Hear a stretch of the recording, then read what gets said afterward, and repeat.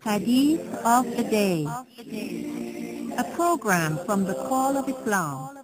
Send me your mercy, send me your peace, for I am lost for sure. Oh Lord, here I am, yearning for your cure. This humble servant will be diverted from you no more, no more, no more.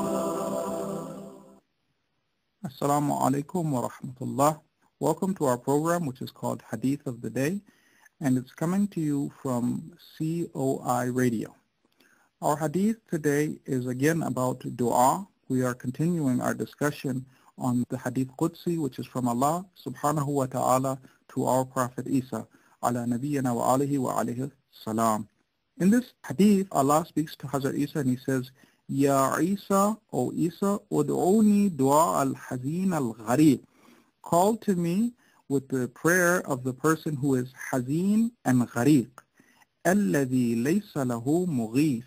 The person who has no helper and no one to assist them.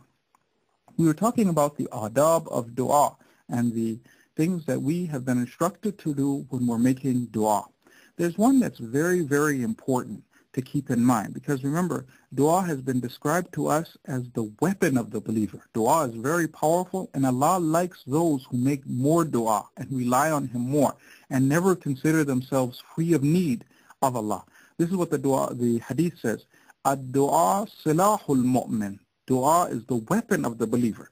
So now when we want to use this powerful weapon, which is sometimes described as the weapon of the anbiya, the weapon of the prophets, there are some rules or some adab or some manners that we should follow. One of the most important ones, and this one a lot of times we have a tendency to neglect, is that we have to create the grounds for the dua to be answered.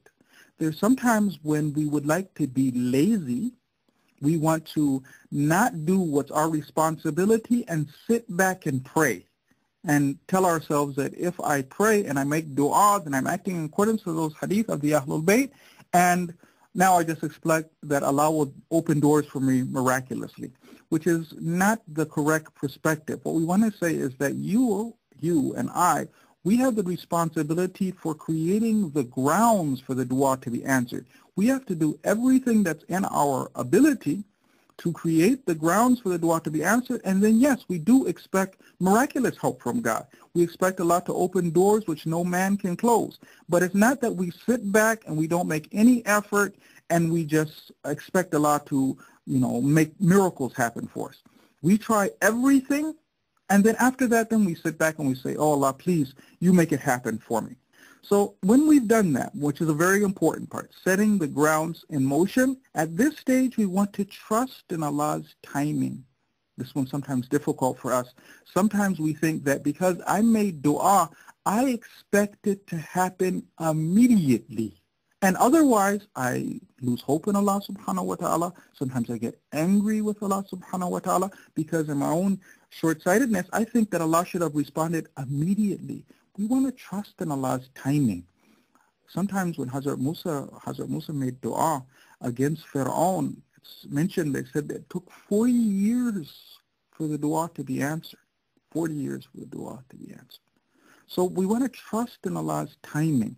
But at the same time, I don't mean, we still want to remember the hadith of Imam Sadiq alayhi salatu wasalam. He says, when you pray, then expect that your dua, that your need is at the door. So you want to pray with the idea that Allah has immediately gone to work. But I know Allah knows better than I do. Allah cares more about me than I care about myself.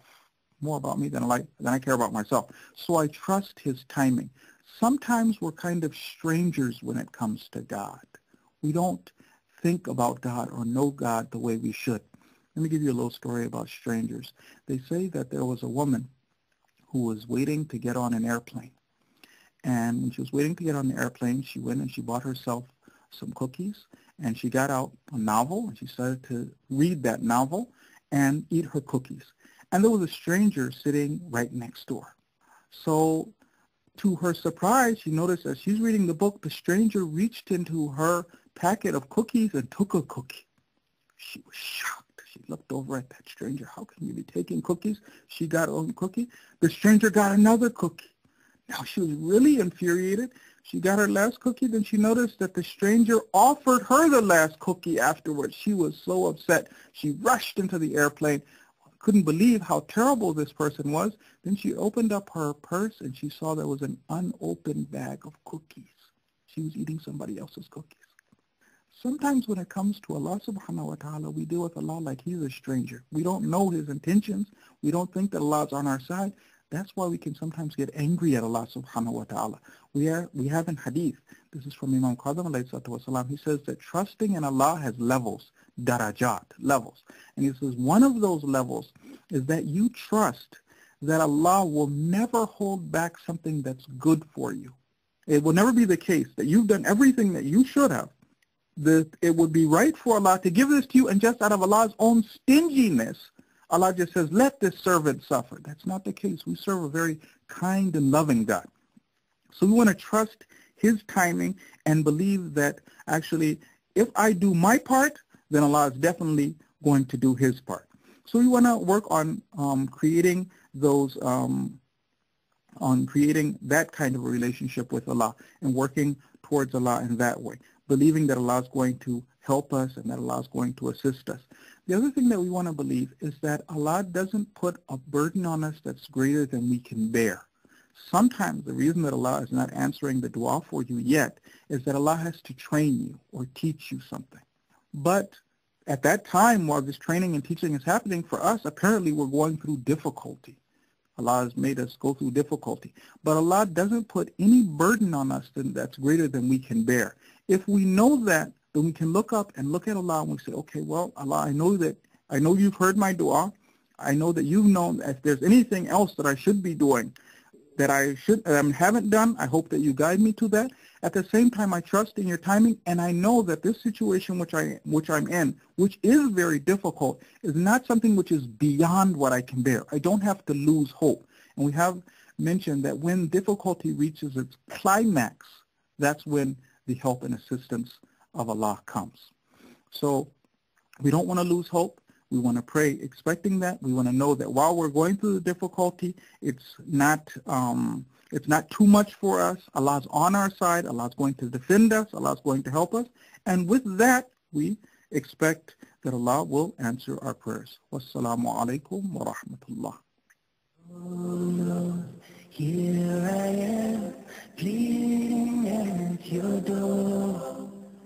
Send me your mercy, send me your peace, so I am lost for sure. Oh Lord, here I am, yearning for your cure. This humble servant will be diverted from you no more, no more.